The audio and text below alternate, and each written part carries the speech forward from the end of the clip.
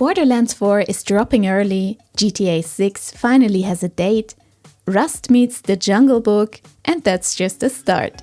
From Star Wars to Elden Ring, here's what's hitting your games next. In a surprising twist for modern game development, Borderlands 4 is actually arriving sooner than expected. Gearbox has confirmed the launch date on PC, PS5 and Xbox Series on September 12, 2025, with a Nintendo Switch 2 version to follow. But not only that, the game is fully embracing both 4-player co-op with crossplay and couch co-op on consoles, making it one of the most co-op friendly titles on the horizon. This time, we are heading to Planet Kairos, a new setting made up of 4 distinct biomes. Each one features its own factions and events, with players navigating the world using the customizable DigiRunner vehicle. You will also be joined by a personal drone companion called Echo 4, which helps guide you to world events, objectives, and points of interest scattered across the map. We also got our first look at the 4 new Vault Hunters: Vex the Siren, Rafa an exosuit soldier, Harlow a Gravitar with gravity-based abilities, and Amon, a heavily armored Forge Knight. On the loot side, Borderlands 4 is putting more focus on quality over quantity. Legendary weapons are now built using licensed parts from 8 different manufacturers, adding more depth and personality to each drop. Loot is instanced per player, and co-op comes with individual difficulty settings and fast travel directly to your friends. Our first impression hints at a darker, more fast-paced narrative, but we will know more once the hands-on for press happens in June. For now, it's safe to say Borderlands isn't just back, it's evolving the franchise in all the right directions. Ever wondered what it would be like to mash up the forest and green hell and drop it into Rust? No? Well, now you don't have to. With the massive new jungle update, Rust introduces a huge biome expansion, packed with everything you would expect from a tropical rainforest and more. Featuring thick foliage with flora that not only provides resources, but also a new form of getting around, lianas. These vines can be used to climb trees and swing around to your heart's content, while also offering a silent way to descend from trees. And you will want to use that stealthy alternative, as the wildlife isn't exactly a friendly one. You will encounter poisonous snakes, tigers, and panthers, which will probably outplay your stealth game by far. And crocodiles, not as sneaky as the other ones, but brutally tough. Luckily, they only live near rivers. Unfortunately for you, there are a ton of them, and they won't be as shallow anymore, so you need to swim. Good luck! For your defense, there's now a boomerang and a blowpipe. Sounds like bringing a knife to a gunfight, considering these predators, but we will see how these play out, especially when combining the latter with some snake venom darts. Pair these with the new Hunter Vision boost that lets you track animals, and you might even stand a chance. From time to time, you will also stumble upon ruins hidden deep below the vegetation, containing helpful loot and hidden lore.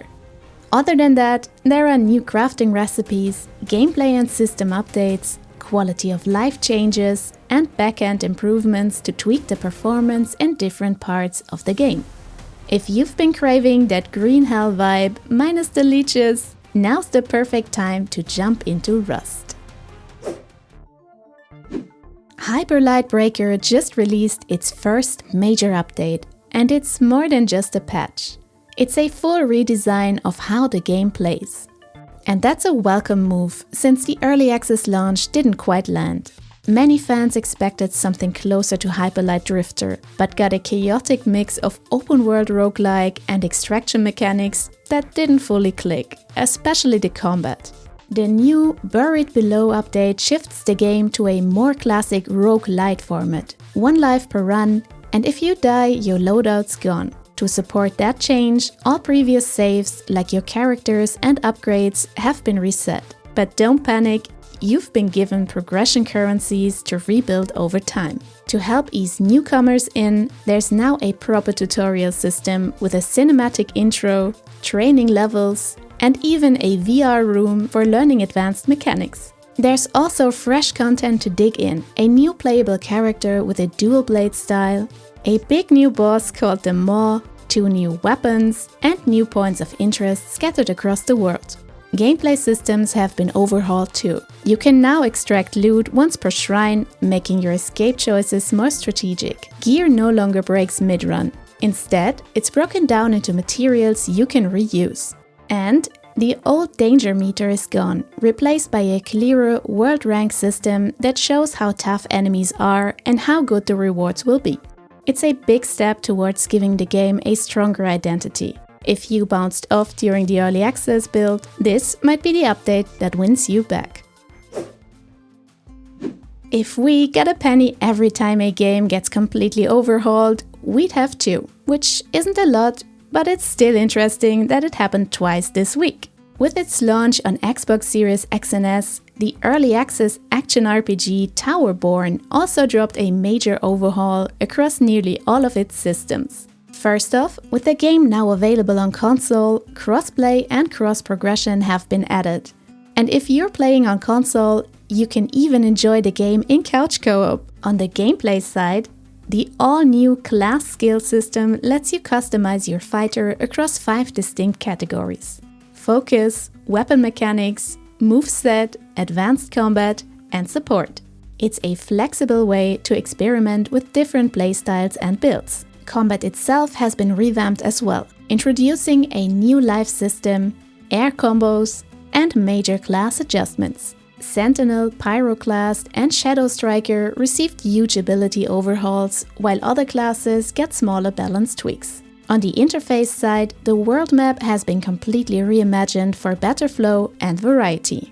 There's also a new group finder and improved social tools to let you interact with friends directly, whether you're in the tower or on the map, even across platforms.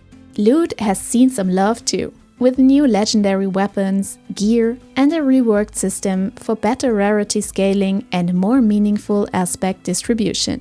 All in all, this seems like a proper rework of the game's core, far more than just a port to another platform.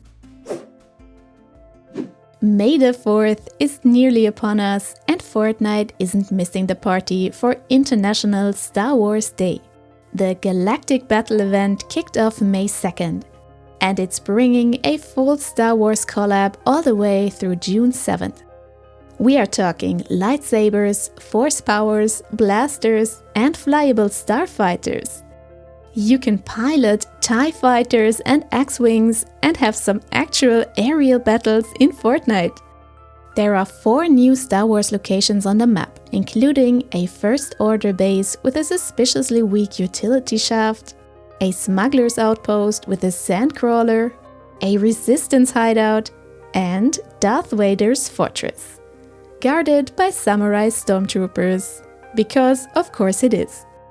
You will earn your lightsaber by training with holograms, Jedi style, and force powers are tied to you, not the saber. Think faster sprints, double jumps, no fall damage, and even deflecting blaster fire like it's nothing.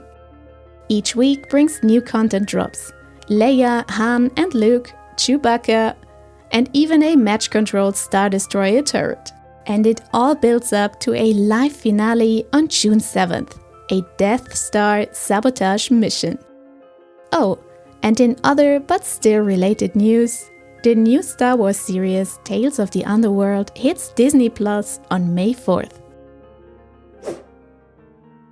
With Elden Ring Night Rain almost at our doorstep, it might be time to lock the doors. Just kidding. But we did get a deeper look at the game's co-op gameplay, and some parts are actually looking pretty interesting. As we already knew, you will be part of a 3-player team, chosen from a pool of unique Nightfarers. Each comes with their own role and playstyle, comparable to the classic tank, healer, range damage, and magic user setups.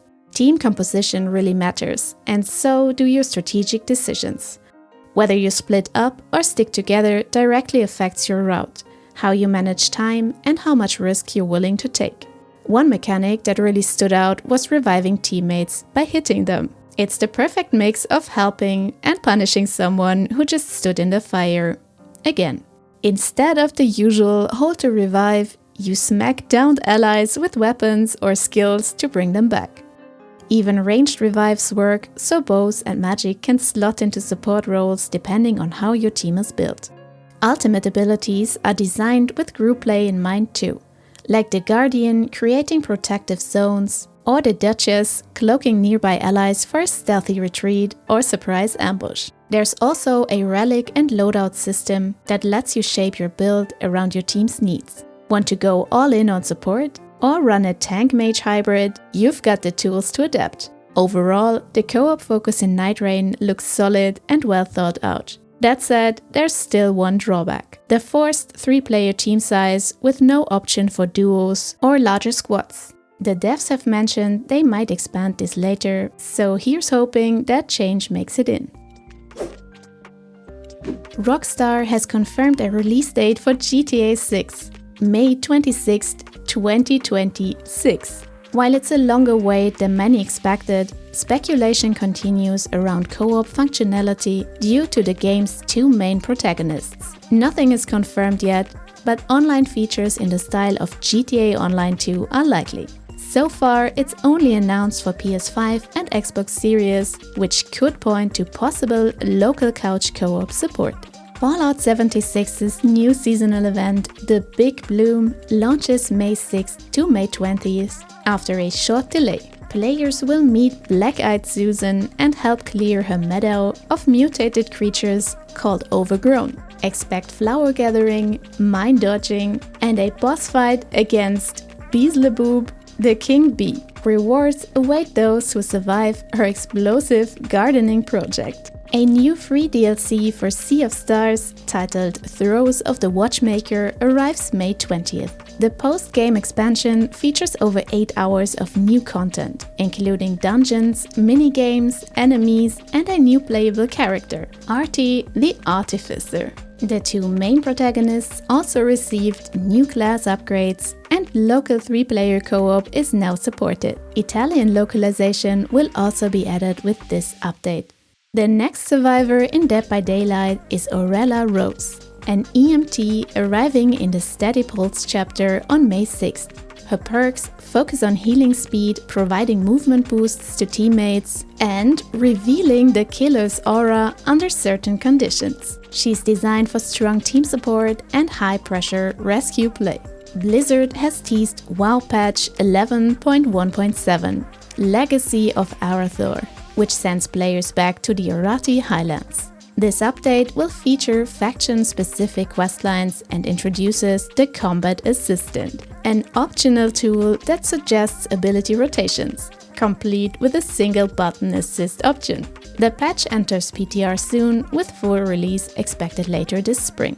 A recent update to Path of Exile 2 aimed to fix loot balance, but accidentally deleted players' skill gems.